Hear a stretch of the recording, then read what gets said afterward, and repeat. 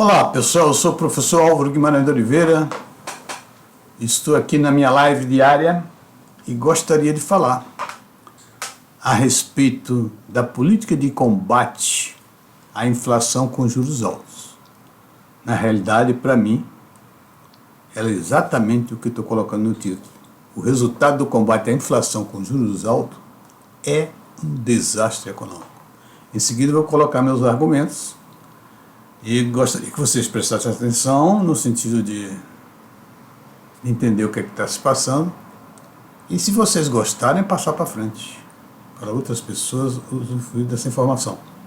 Ok? Muito obrigado. Bom, eu vou falar de uma coisa, de um indicador, alavancagem financeiro, que é o mais importante indicador para você analisar uma dívida. E, no entanto, se você olhar na imprensa, falar de escrita, não existe ninguém falando sobre isso. Falam exatamente da dívida total sobre o PIB, que é um indicador que não diz absolutamente nada, não dá resposta a nenhuma pergunta que você fizer. Se a dívida é 80%, ou 100%, ou 150%, o que significa isso? É grande, pequena? É favorável ao desenvolvimento econômico ou não? Não responde. Esse índice, inclusive, há 2 anos atrás, nos Estados Unidos, num simpósio onde se discutiu muitas coisas, discutiram lá esse indicador e chegaram a uma conclusão da perfeita perda de tempo que tiveram ao ensinar esse indicador. Segundo alguns professores de cursos de PhD e PhDs, eles acharam que foi uma grande perda de tempo levar 40, 43 anos ensinando esse indicador para os futuros PhD em economia nas escolas. Então, eu não sei porquê, ninguém nem fala de alavancagem financeira em relação à dívida, e não sei por que se usa tanto esse índice que já foi abandonado pelos principais economistas dos Estados Unidos, pelo menos que eu sei. Bom, a alavancagem financeira nada mais é do que você comparar o custo de uma dívida com o resultado da aplicação dos recursos desta dívida na economia. A melhor maneira de dizer, nada mais do que você comparar o rendimento da aplicação da dívida na economia sobre o custo da dívida. Ou seja, se o rendimento é maior do que o custo da dívida, é uma alavancagem positiva. Ou seja, ela é favorável, independe do tamanho da dívida. Tanto faz uma dívida de 20% como uma dívida de 200%. Se for positivo, se a alavancagem for positiva, você pode continuar devendo, porque essa dívida será paga automaticamente,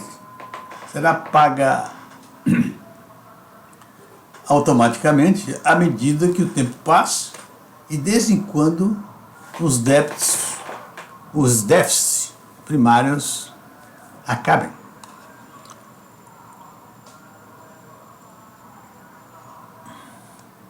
Bom, então essa alavancagem, na realidade, é o melhor indicador.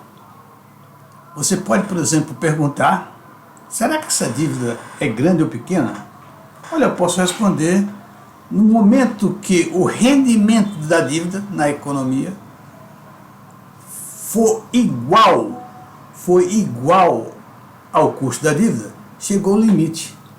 É o limite onde a dívida passa a pesar no desenvolvimento da economia. Ou seja, a economia passa a ter um custo fiscal, porque o custo da dívida passa a ser maior do que o rendimento da dívida. Então, aí, essa dívida é grande.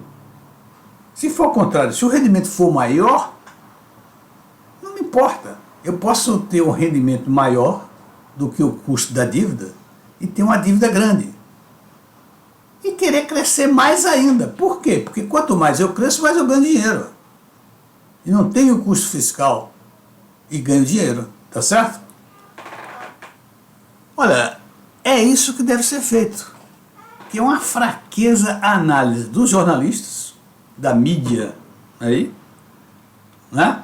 Dos jornais, e eu vejo discussões e palestras que ninguém fala sobre a alavancagem financeira da nossa dívida. Passa desapercebido como se isso não existisse. Eu creio que não existe é quem conheça. Tá certo? Porque ela é explicativa. Ela dá respostas a toda a sua pergunta que você fizer sobre a dívida. E o que eu vejo também, que a maioria dos analistas econômicos, eles olham para a dívida com preconceito, como se uma dívida fosse uma coisa ruim. Não, não é. Se a dívida estiver gerando um rendimento maior do que o custo dela, ela é altamente positiva.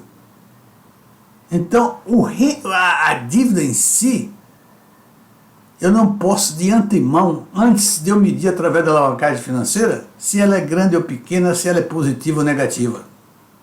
E isto é muito importante, que muitas vezes você vê uma dívida que sai de 80% para 100% e diz, olha, a dívida está ficando incontrolável, sem saber exatamente o que está acontecendo.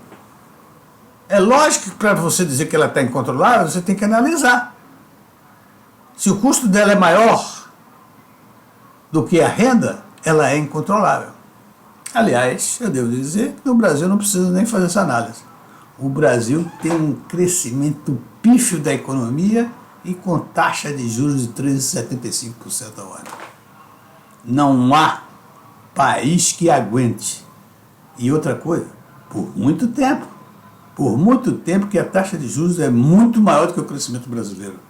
O Brasil tem 10 anos que cresce pifiamente. E dentro desses 10 anos tem alguns anos que foram recessões. Então não preciso nem fazer essa análise. A taxa de juros do Brasil é muito alta. E é uma irresponsabilidade deixar essa taxa muito alta, porque, conforme veremos aqui, ela não tem nenhuma vantagem. Eu vi alguém outro dia falando que ela era muito importante porque ela atraía recursos externos. Ora, primeiro é o seguinte, na situação que o Brasil está, o Brasil tem 370 bilhões de reserva de dólares. Então o Brasil não está precisando disso. E outra coisa, mesmo que precisasse, quando se precisa de dólares, se a taxa de juros alta garantisse que os investidores externos viessem para cá para investir na economia, tudo bem, mas não é. Quando os investidores vêm através da taxa de juros, eles voltam rápido. Eles não financiam a economia. Eles vêm aqui buscar o rendimento da economia. Então ela é altamente negativa em todos os sentidos, a taxa de juros alta. Outra coisa, existe muita gente que diz é melhor ter uma taxa de juros alta, porque o pior para o pobre é a inflação. Na realidade está tentando controlar a inflação para evitar que o pobre sofra. Eu não conheço nada pior para o pobre que taxa de juros alta. Porque além dele pagar, ele paga todo esse custo absurdo que o Brasil está tendo, está sendo pago pelos pobres. Tá rendas canceladas, entendeu? Você olha, essa taxa de juros está sendo paga para quem? Para os rentistas, para as pessoas que têm dinheiro. Está havendo uma concentração de renda brutal em função disso. E pior do que isso, o Brasil não cresce. O crescimento é mínimo, é desprezível, é vergonhoso para um país que tem as condições que o Brasil tem, condições territoriais e de recursos. Então, não venha com essa de controlar a inflação, com juros altos é melhor do que ter inflação. Não é verdade, não sei se é verdade. Aliás, o nosso amigo presidente do Banco Central deu uma resposta aí que eu até não gostei dessa resposta dele. Ele fala exatamente nisso. Era melhor controlar a inflação com juros altos do que com a inflação. Isso não existe, cara. Então faça conta. Será que tem alguém que faz conta? Não, não pode fazer conta. Eu acho impossível. E se tiver, Acho que deveria colocar, olha, com juros altos está custando tanto. Quanto é que está custando? Com juros a gente sabe quanto é que está custando. Porque, por exemplo, ano passado, 22, foram 122 bilhões de juros a dívida. Pode o país crescer dessa maneira? Não pode. A dívida é feita para ajudar o país a crescer, não para derreter, não para derreter os recursos brasileiros. Eu não vejo onde está esse benefício ao ter uma taxa de juros altos. Olha, e outra coisa, uma das coisas que eu tenho pensado a respeito disso é que pouca gente entende os efeitos de uma alteração na taxa de juros. E eu devo dizer, sem nenhuma arrogância, que reconhecer é um assunto muito direcionado à contabilidade. E os expertos em contabilidade, como eu sou um expert em contabilidade. Eu quero dizer o seguinte, eu tenho conceitos, eu conheço os conceitos contábeis, conheço o funcionamento da contabilidade e conheço todas as teorias contábeis, mas não sou contador. Então isso é um verdadeiro expert em contabilidade. São essas pessoas que têm um conhecimento aprofundado de contabilidade sem ser contador. Tá certo? Muito bem. Então, para conhecer os efeitos é preciso isso. E eu acho que a maioria, eu percebi, por exemplo,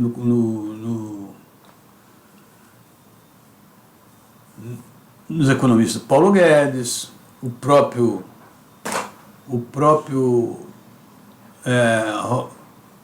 Roberto Campos Neto, existe uma dificuldade de entender esses movimentos contábeis, esses efeitos contábeis. Inclusive, eles batem na tecla que precisa aumentar o imposto de renda da pessoa jurídica, o imposto de renda sobre dividendos.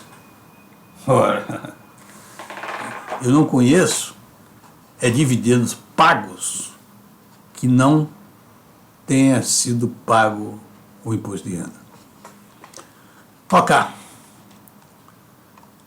Vamos aqui olhar só um efeito para a gente perceber essa coisa como funciona.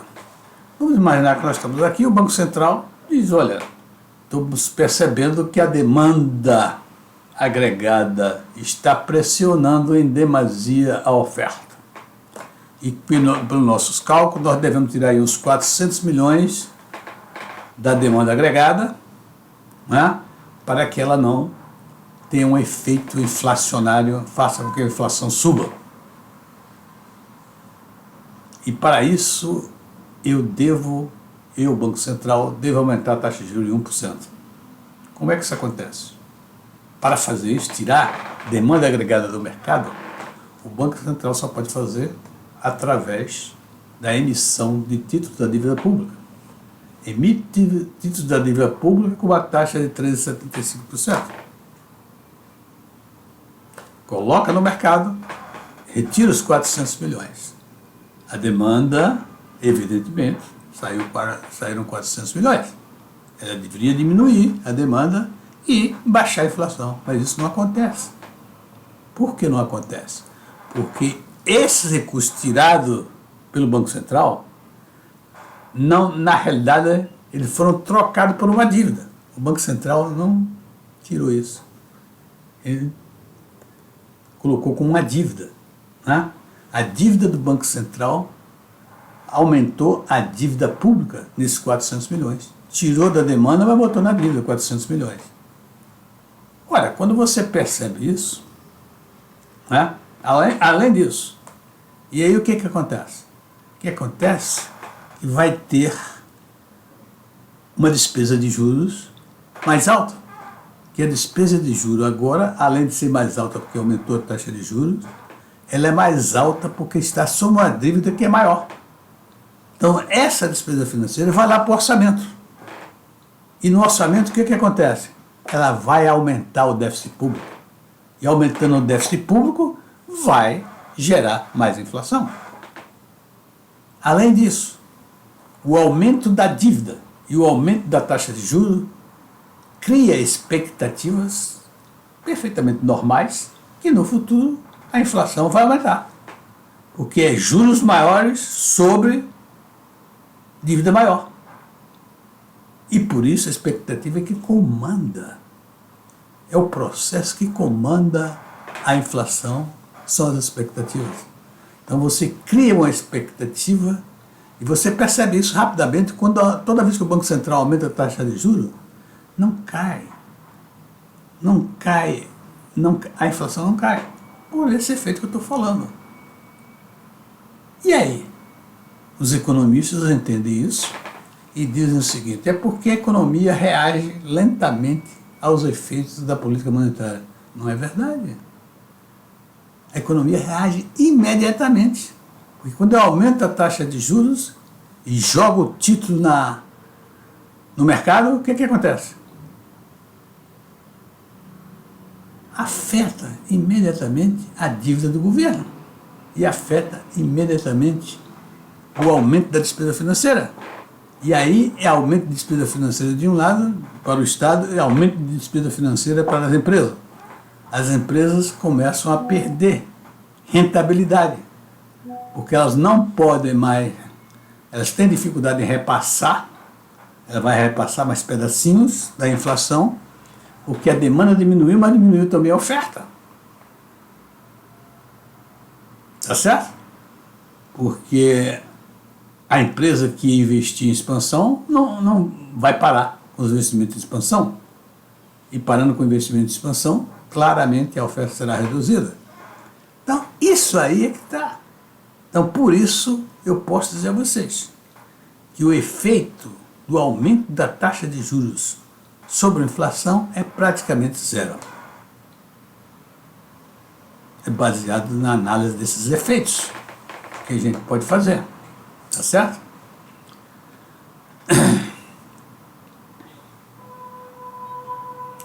Então, há de se observar que não é fácil você perceber esses efeitos e analisá-lo adequadamente e entender que taxa de juros não reduz a inflação, mas com muita cuidado e atenção,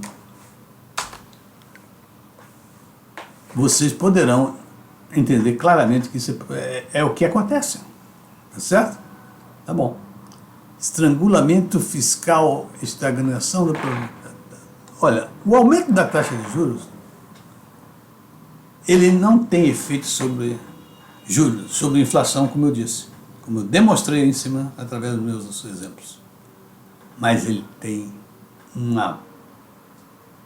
um forte efeito negativo sobre a economia. Primeiro, ele provoca um estrangulamento fiscal, que aumenta a despesa financeira muito e elas vão por orçamento e provoca maior gasto fiscal. Esse aumento de juros provoca estagnação da produtividade ou redução. Por quê? Porque as empresas passam a tomar empréstimo com juros mais altos, passam a ter uma despesa financeira maior. E tendo a despesa financeira maior, sem ela poder aumentar a sua receita, ela obviamente está perdendo na produtividade. Queda de investimentos é óbvia. Aumentou a taxa de juros, as empresas estavam querendo expandir ou estavam querendo investimento simplesmente para crescer, param, esperam. Ou vão escolher projetos e dificilmente achar projetos que têm rentabilidade com essa taxa de juros. E evidentemente, com todos esses efeitos, não haverá crescimento econômico ou muito pífio, muito pequeno, como acontece há 10 anos. Sem contar as duas recessões do governo Dilma. Tá certo? Temos que observar também o seguinte: a taxa de crescimento do capital, ela é limitada pela taxa de juros. Obviamente, se eu tenho uma taxa de crescimento de um capital, e se a taxa de juros sobe, ele vai iguala ou suplanta a taxa de crescimento desse capital, obviamente não haverá mais capital investido. Eles vão aguardar uma nova oportunidade. E tudo isso nós percebemos que a taxa de juros alta é um desastre econômico. Toda a taxa. A taxa de rentabilidade, a taxa de juros altos afeta todas as rentabilidades.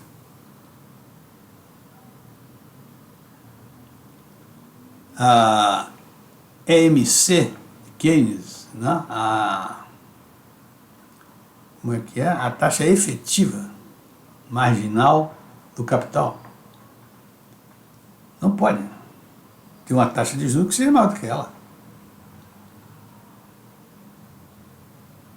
Então, a alta taxa de juros provoca todo o efeito econômico e aí você diz, olha, seria extremamente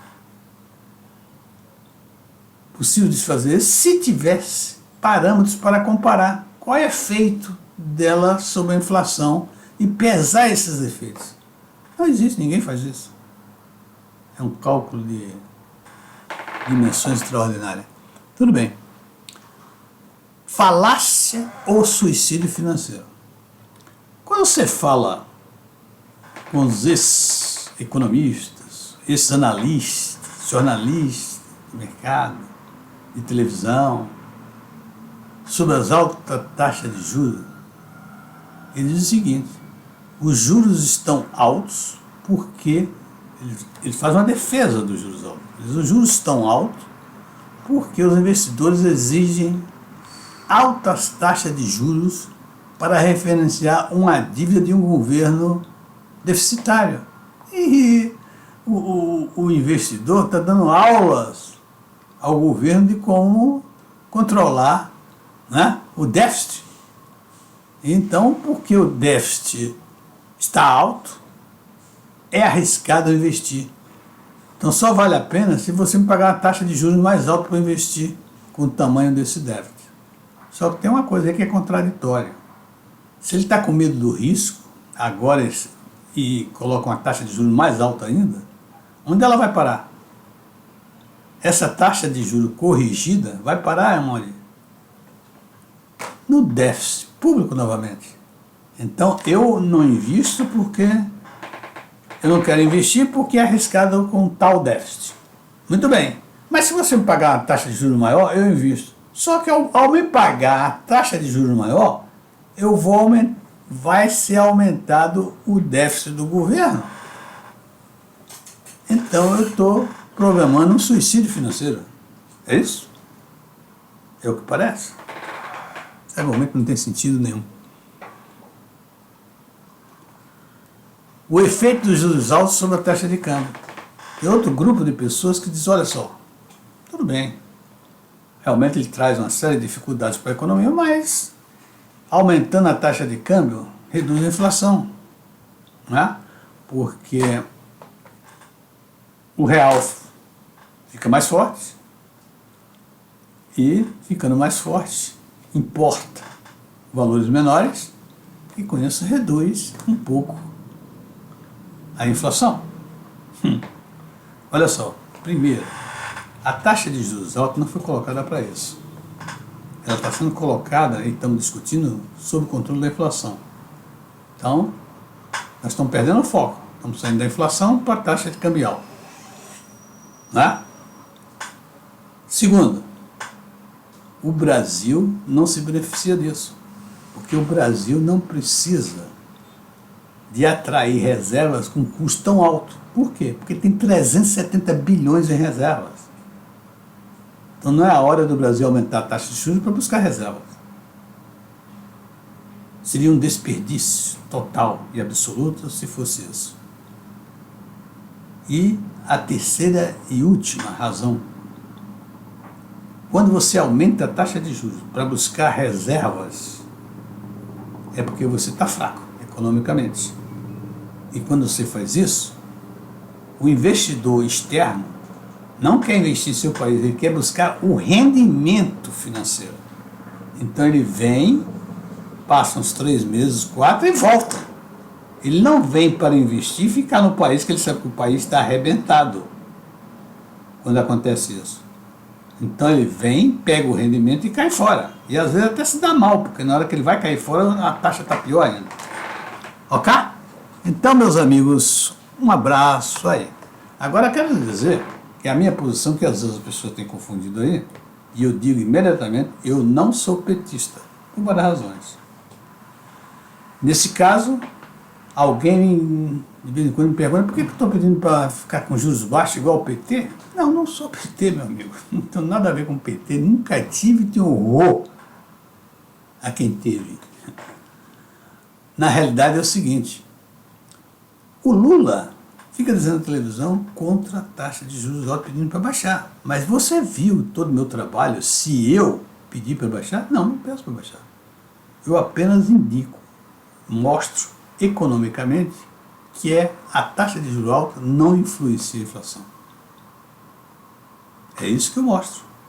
Eu não estou pedindo para baixar a inflação, não é isso. O problema é outro. O PT faz isso sem saber de nada. Simplesmente por populismo. Quer dizer, olha, nós somos bonzinhos, não vamos botar a taxa de juros lá embaixo. Assim como o Dilma fez em relação à luz elétrica. Baixou no porrete a luz elétrica e tomou um tombo que não teve mais tamanho. Como a própria inflação também, a mesma coisa ela fez. Então, por isso que eu aviso. Eu estou aqui trabalhando para mostrar que a taxa de juros altos não deve ser aplicada para reduzir a inflação, porque não reduz. É o contrário até. Ok? Um abraço e até a próxima.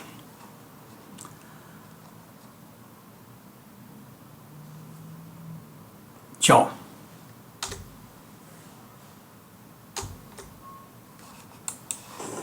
Olá pessoal, eu sou o professor Álvaro Guimarães de Oliveira, estou aqui na minha live diária e gostaria de falar a respeito da política de combate à inflação com juros altos. Na realidade, para mim, ela é exatamente o que estou colocando no título. O resultado do combate à inflação com juros altos é um desastre econômico. Em seguida, eu vou colocar meus argumentos e gostaria que vocês prestassem atenção no sentido de entender o que está se passando e, se vocês gostarem, passar para frente para outras pessoas usufruir dessa informação. Ok? Muito obrigado. Bom, eu vou falar de uma coisa, de um indicador, alavancagem financeiro, que é o mais importante indicador para você analisar uma dívida. E, no entanto, se você olhar na imprensa, falar de escrita, não existe ninguém falando sobre isso. Falo exatamente da dívida total sobre o PIB, que é um indicador que não diz absolutamente nada, não dá resposta a nenhuma pergunta que você fizer. Se a dívida é 80%, ou 100%, ou 150%, o que significa isso? É grande, pequena? É favorável ao desenvolvimento econômico ou não? Não responde. Esse índice, inclusive, há 2 anos atrás, nos Estados Unidos, num simpósio onde se discutiu muitas coisas, discutiram lá esse indicador e chegaram a uma conclusão da perfeita perda de tempo que tiveram ao ensinar esse indicador. Segundo alguns professores de cursos de PhD e PhDs, eles acharam que foi uma grande perda de tempo levar 40, 43 anos ensinando esse indicador para os futuros PhD em economia nas escolas. Então, eu não sei porquê, ninguém nem fala da alavancagem financeira em relação à dívida, e não sei por que se usa tanto esse índice que já foi abandonado pelos principais economistas dos Estados Unidos, pelo menos que eu sei. Bom, a alavancagem financeira nada mais é do que você comparar o custo de uma dívida com o resultado da aplicação dos recursos dessa dívida na economia, a melhor maneira de dizer, nada mais do que você comparar o rendimento da aplicação da dívida na economia sobre o custo da dívida. Ou seja, se o rendimento é maior do que o custo da dívida, é uma alavancagem positiva. Ou seja, ela é favorável, independe do tamanho da dívida. Tanto faz uma dívida de 20% como uma dívida de 200%. Se for positivo, se a alavancagem for positiva, você pode continuar devendo, porque essa dívida será paga automaticamente,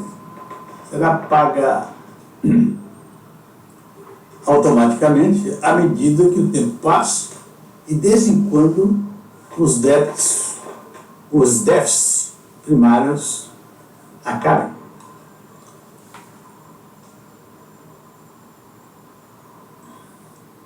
Bom, então essa alavancagem, na realidade, é o melhor indicador. Você pode, por exemplo, perguntar: será que essa dívida é grande ou pequena? Olha, eu posso responder: no momento que o rendimento da dívida na economia for igual ao custo da dívida, chegou o limite. É o limite onde a dívida passa a pesar o desenvolvimento da economia. Ou seja, a economia passa a ter um custo fiscal, porque o custo da dívida passa a ser maior do que o rendimento da dívida. Então, aí, essa dívida é grande. Se for ao contrário, se o rendimento for maior, não importa. Eu posso ter um rendimento maior do que o custo da dívida e ter uma dívida grande. E querer crescer mais ainda. Por quê? Porque quanto mais eu cresço, mais eu ganho dinheiro. E não tenho custo fiscal e ganho dinheiro. Tá certo? Olha, é isso que deve ser feito. É uma fraqueza a análise dos jornalistas, da mídia, aí, né? Dos jornais, e eu vejo discussões e palestras que ninguém fala sobre a alavancagem financeira da nossa dívida. Passa desapercebido como se isso não existisse. Eu creio que não existe é quem conheça. Tá certo? Porque ela é explicativa, ela dá respostas a toda a sua pergunta que você fizer sobre a dívida. E o que eu vejo também, que a maioria dos analistas econômicos, eles olham para a dívida com preconceito, como se uma dívida fosse uma coisa ruim. Não, não é. Se a dívida estiver gerando um rendimento maior do que o custo dela, ela é altamente positiva. Então, a dívida em si, eu não posso de antemão, antes de eu medir através da alavancagem financeira, se ela é grande ou pequena, se ela é positiva ou negativa. E isto é muito importante. E muitas vezes você vê uma dívida que sai de 80% para 100%, e diz: olha, a dívida está ficando incontrolável, sem saber exatamente o que está acontecendo. É lógico que para você dizer que ela está incontrolável, você tem que analisar. Se o custo dela é maior do que a renda, ela é incontrolável. Aliás, eu devo dizer que no Brasil não precisa nem fazer essa análise. O Brasil tem um crescimento pífio da economia e com taxa de juros de 13,75% ao ano. Não há país que aguente. E outra coisa, por muito tempo que a taxa de juros é muito maior do que o crescimento brasileiro.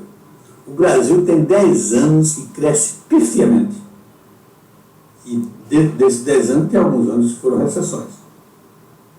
Então não precisa nem fazer essa análise. A taxa de juros do Brasil é muito alta. E é uma irresponsabilidade deixar essa taxa muito alta, porque, conforme veremos aqui, ela não tem nenhuma vantagem.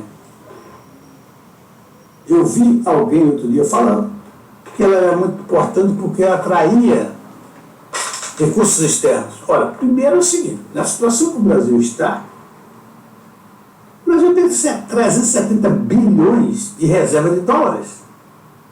Então o Brasil não está precisando disso.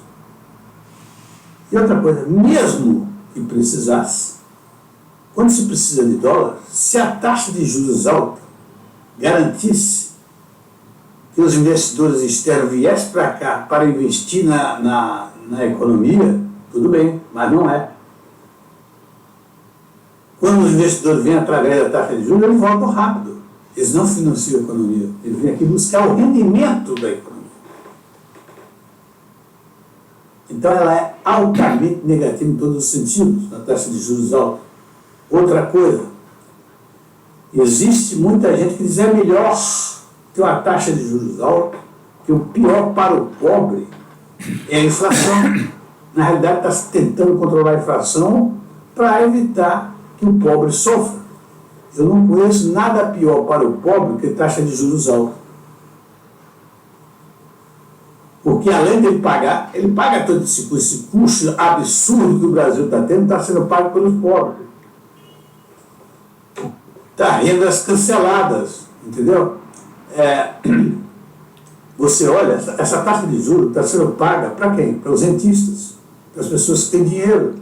Está havendo uma concentração de renda brutal em função disso. E pior do que isso, o Brasil não cresce. O crescimento é mínimo, é desprezível, é vergonhoso para um país que tem as condições que o Brasil tem, condições territoriais e recursos. Então, não venha com essa de controlar a inflação,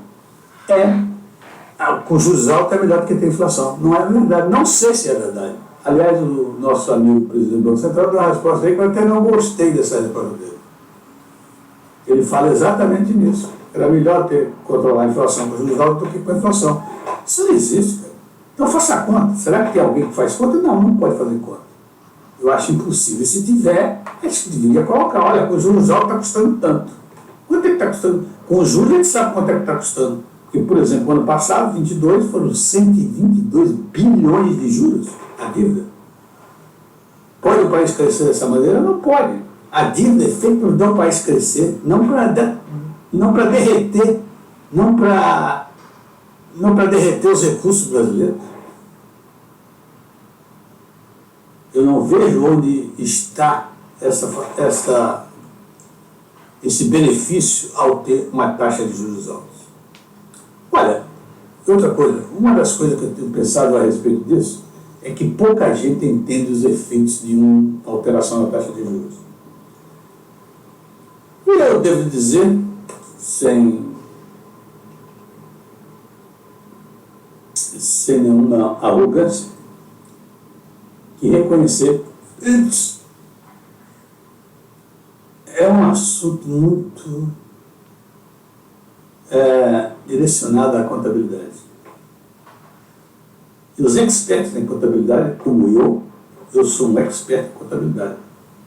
Quero dizer o seguinte, eu tenho conceitos, eu conheço os conceitos contábeis, conheço o funcionamento da contabilidade e conheço toda a teoria das contábeis, mas não sou contador. Então isso é um verdadeiro expert em contabilidade. São essas pessoas que têm um conhecimento aprofundado de contabilidade sem ser contador. Tá certo? Muito bem. Então, para conhecer os efeitos é preciso isso. E eu acho que a maioria, eu percebi, por exemplo, nos economistas Paulo Guedes, o próprio